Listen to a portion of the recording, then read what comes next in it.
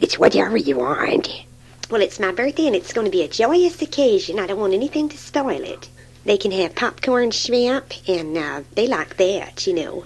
Yeah, if you can keep Glenn from popping the shrimp on the floor and laughing and playing with it. It'll be good for you. We'll get out of the house. We won't try to go over there since you've got that deranged person in the house. Oh, she ain't deranged. She's just sick. It's just for a little while. I don't know how long you're going to dally around with foolish things like that. Your children need all of your time, and you don't have enough time as it is between your work and your career. You work to death as it is, and then you've got that person lying up there using your house, using your food, eating up all your food, drinking up your liquor, using up everything you got, taking advantage right and left, and you just can't see it just because you have such a fancy and a soft spot for her. Can't you be realistic and see it for what it is? There is a person that just doesn't want to take responsibility. Now, I have no sympathy and no patience for a person that will not take responsibility for their own life, face their problems, and do something about them. Look what I had to go through. Look at the grief I had to go through because of what happened with you and me. But did I run crying to this person and that one? Did I have a nervous breakdown? Goodness knows I had every reason to become an alcoholic or a pill addict, but no, I bore my grief all myself, carried my burden alone. Well, not altogether. You ran to Brett. Well, I had to have someone. But Brett came to me, really, if you remember it right. Brett was interested in me, and I was vulnerable then, and I took him up on...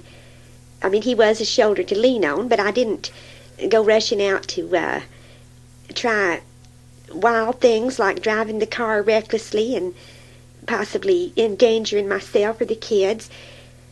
And I came through it pretty well.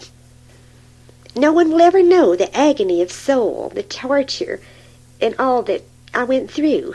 But here I stand, sober and sane, right now to this day, and I think that took a lot of guts. Well, it did, honey. It really did. I admire you. I take my hat off to you. You're one in a million. But ain't everybody as strong as you? Ain't everybody got the same kind of makeup? This girl, she came from a different background. You had every advantage when you were younger. This girl has really been through it. You didn't know what it's like to not know where your next meal's coming from, to work in a massage parlor, to take all of the really dirty end of the stick that she's had to do. You've always hit money behind you, really. That doesn't ease the heartbreak and the searing pain that I went through with what you did. And even the fact that I can talk with you on a civilized basis after what you did to me shows great character, I think. And I don't believe you've ever properly commented on my ability to do that. Some people would be pulling their hair out, screaming, getting a gun, trying to shoot, wipe you out, and everything else. But no, I didn't do that. I considered the welfare of our children. I even put up with that hideous Kalina for the benefit of you, since you are the father of my children. And I contained all of my fury in a most civilized manner. And I think that takes a lot of credit. And here you are, not even buying me a bouquet of flowers, not even wanting to take me to the restaurant I want to go to. Honey, look, I said I'd take you wherever you want to go. Didn't get up on your soapbox. I've told you a million times I think you're magnificent. But this girl is different. This ain't gonna be permanent. I'm gonna get her out. Everything will be okay. The kids will be welcome to come over anyway. She ain't gonna poison him or cause him to turn into degenerates or something. I feel an obligation to a friend, that's all. Friends like that you just don't need. But on account of this, we will be forced to go to a restaurant and make the best of it. Well, I'm used to doing that. I'm used to taking the back seat while every other derelict in the country rides in the front seat.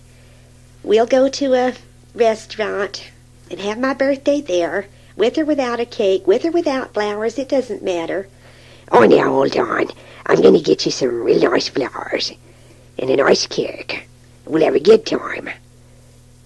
And if you want, if you want to come to the house, well, I can do something with Mel. I'll send her over to Reuben's or something. No, I wouldn't think of displacing her. Absolutely not. First it was Kalina, now this. I know that you're looking at me that way, that I have no rights anymore in your life. But who was it that got you started into this whole new way of life anyway? Oh, you're going to drag that one up again. That's getting so old it's got moss on it. Now look, I get work to do, okay? We'll talk later. No, we'll have to talk now because this has to be settled, Squint. Once I leave, I know you're going to get all involved with this film and that one and narrations and radio programs, and I won't get another chance to pin you down. Now, what time are we going to go out? I think I can make it by about 8. Oh, my gosh, the children will be starved by then. We can't wait that late. I was thinking more like 6. Well, I'm going to be hung up till at least 7. Oh, can't you make a better arrangement than that? It's a birthday, for goodness sakes. 6:30, okay? I'll bug out at 6:30. It's still awful late. Flynn likes to eat early. We'll give him some animal crackers or something. He can make dough. The restaurant will be twice as crowded by then. Squint, you know how it is. If you don't get in there before 6, the whole thing is all filled up. Especially at the Double Eagle. Now that place by 6:15, we won't be able to get a table. I'll make reservations, okay? You should call at least 2 days in advance.